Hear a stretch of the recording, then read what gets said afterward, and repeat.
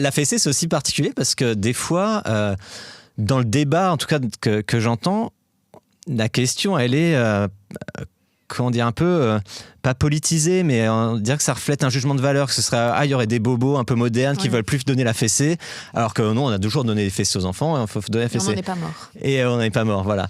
Et en fait...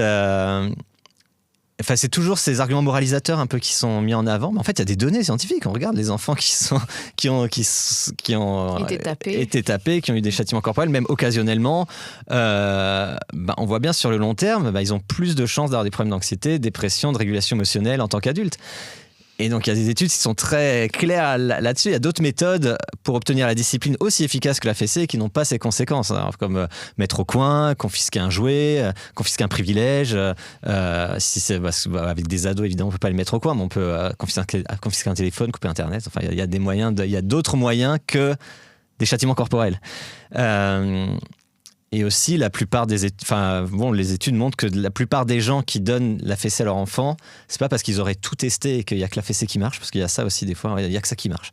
C'est souvent qu'ils ont reçu des fessées eux-mêmes, ou ils ont reçu des châtiments corporels eux-mêmes et ils reproduisent, quoi.